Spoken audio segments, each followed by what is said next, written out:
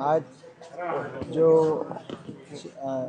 शशि रंजन परमार जी के जो भाई राजकुमार परमार जी का जो स्वर्गवास हुआ है, उस अवसर पर हम सांत्वना देने परिवार के पास पहुँचे हैं। और एक पुराना संबंध इस परिवार के साथ व्यक्तिगत रूप से हमारा रहा है। राजनीतिक रास्ते अलग अलग कई बार हो जाते हैं, तो उस सुख दुख में आपस में आना जाना रहा है। तो ईश्वर से प्रार्थना करते हैं कि अशोक संगत परिवार को ईश्वर ताकत दे इस दुख की घड़ी का सामना करने के लिए, और साथ में अपने श्री चरणों में दिवंगत आत्मा को स्थान दे। SIR को लेकर के पूरे देश में कुछ आंकड़े कलेक्शन कर रही है कांग्रेस, क्या वो आंकड़े हरियाणा में भी कलेक्ट किए जा रहे हैं हर बूथ स्तर पे? देखिए, ऐसा है कि भाजपा ने चयनित चुनावों में चुनाव आयोग के साथ मिली भगत करके यंत्र मंत्र तंत्र के प्रयोग के द्वारा बहुत सी अनियमितताएं करते हुए चुनाव के नतीजों को प्रभावित करने का कार्य किया है। ये सच आज देश के सामने आ गया है। जो कर्नाटक की एक सीट के सारे आंकड़े राहुल गांधी जी ने रखे देश के सामने, चुनाव आयोग के पास कोई जवाब नहीं आया उसका। इसी तरीके से महाराष्ट्र में भी कुछ सीटों में ये बातें आई हैं, और हरियाणा में भी हम इस बात को दिखवा रहे हैं, और हरियाणा के अंदर भी बड़े पैमाने पे इस तरह की गड़बड़ियाँ की गई हैं, और जल्दी ही तथ्यों को प्रदेश के और देश के सामने रखने का कार्य करेंगे। तथ्य इकट्ठे किए जा रहे हैं, कब तक उनकी रिपोर्ट आप लोग कलेक्ट कर पाएंगे? देखिए, आपको पता ही है कि काफ़ी समय से हमारी प्रक्रिया चल रही है, और जल्दी ही इसकी जो बात है वो हम सारे प्रदेश और देश के सामने रखेंगे। सर, संविधान के 130वें संशोधन के तहत राजनीति में भ्रष्टाचार और राजनीति में अपराधीकरण रोकने के लिए जो ये बिल अधिनियम है, इसको लेकर क्या कहेंगे आप? ये अपराधीकरण रोकने के लिए नहीं है बिल, ये केवल विपक्ष को दबाने के लिए है, विपक्ष को समाप्त करने के लिए है। जो भी गैर भाजपा शासित प्रदेश सरकारें हैं, उन सरकारों को कैसे डिस्टेबलाइज किया जाए, ईडी किसी को गिरफ्तार कर ले तो उस मुख्यमंत्री उस मंत्री को कैसे बर्खास्त किया जाए, इस दृष्टि से ये कानून आया है। आपने देखा होगा पिछले कुछ वर्षों में क्या 11 साल से कार्रवाई रही है। ईडी ने केवल और केवल विपक्ष के नेताओं पे कार्रवाई बिठाई है, एक भी भाजपा के नेता पे कार्रवाई या जांच नहीं करी ईडी ने।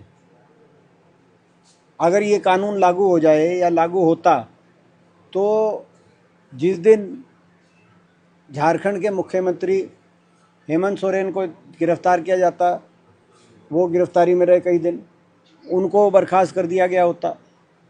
कर्नाटक के उप मुख्यमंत्री DK शिव कुमार तो कई महीने रहे, उनको बर्खास्त कर दिया गया होता। दिल्ली के मुख्यमंत्री अरविंद केजरीवाल रहे, उनको बर्खास्त कर दिया गया होता। और यहाँ तक कि जो सत्येंद्र जैन, जिनके पास कुछ मिला नहीं अब, उनको गिरफ्तार कर दिया गया होता।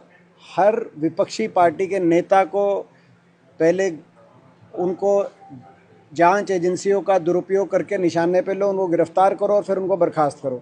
तो प्रजातंत्र पे बहुत बड़ा प्रहार है ये, और इसीलिए इस कानून को हम पास नहीं होने देंगे। इस कानून का पुरजोर विरोध करें। अमित शाह ने कहा था कि ऐसा ही विधेयक पहले कांग्रेस के समय आता था कि ये कोई उनमें कोई सिमिलरिटी नहीं है जो उन्होंने कहा है।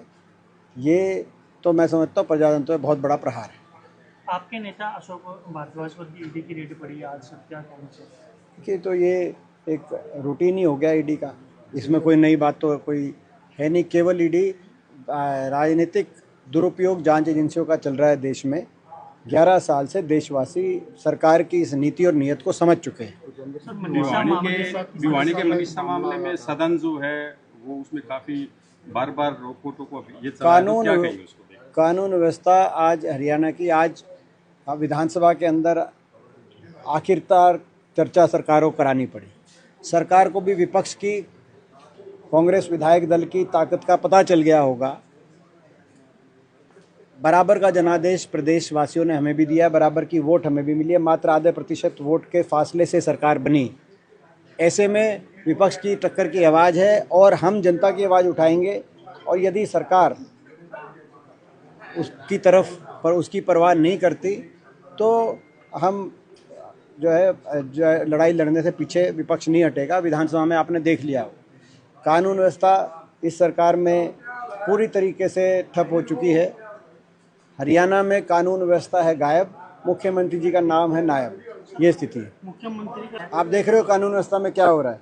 ये फिरौती प्रदेश बन गया, कहीं फायरिंग हो रही है, कहीं फिरौती हो रही मांगी जा रही है, कहीं मर्डर हो रहे हैं। मर्डर में देश में तीसरे नंबर पे आ गया हमारा प्रदेश। हत्या दर में, महिलाओं के ऊपर अपराध में देश में नंबर 1 पे पहुंच गया। दलितों के ऊपर अपराध में नंबर 1 पे पहुंच गया। एक फ़र्क था, कांग्रेस की सरकार में कोई भी अगर अपराधी अपराध करता था तो वो या तो छुपता घूमता था, पकड़ा जाता था, उस पर कार्रवाई होती थी।